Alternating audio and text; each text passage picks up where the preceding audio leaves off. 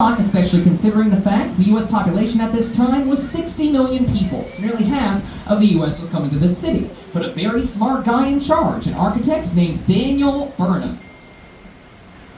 Daniel Burnham said, I'm going to fit all these people in my city. I'm going to build a city inside of my city. And that's what he did on the south side of Jackson Park. Now, Jackson Park did not exist yet either. That'd be designed as well. And Daniel Burnham relegated that park design work to a very famous park designer named Frederick Olmsted. Now, so y'all gotta ask a big favor of you. If you're on the top deck, make sure any personal conversations get kept in a brief, low whisper for me. This is a small boat. We can all hear those conversations. It's a big distraction to me and the people around you. So if you want to have a full out loud combo, go to the lower deck. I appreciate that, so will the other folks around you.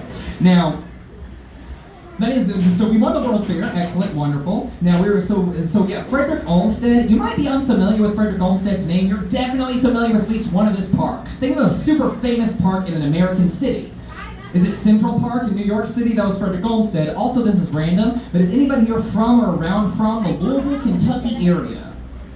Nope, I am, so I'm going to say this anyway. Y'all won't care. Frederick Olmsted is on the park systems in Louisville, Kentucky. He also did parks in Boston and Louisiana, a lot of stuff. Now, he designed Montreal. He designed Jackson Park, and in Jackson Park, Daniel Burnham built his White City. It was called the White City because every building was painted white. That was the cheapest paint color at the time.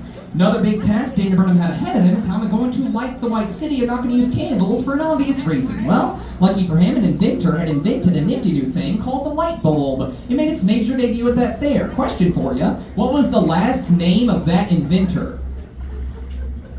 I'm hearing the correct answer not confidently. If you're saying Thomas Edison, incorrect. It was a trick question. That is because we use Thomas Edison's light bulb because General Electric uses his bulb. General Electric put in a bid to light the World's Fair. They lost the bid to Westinghouse. Westinghouse used Nikola Tesla's design. Tesla at the World's Fair of 1893, not Edison.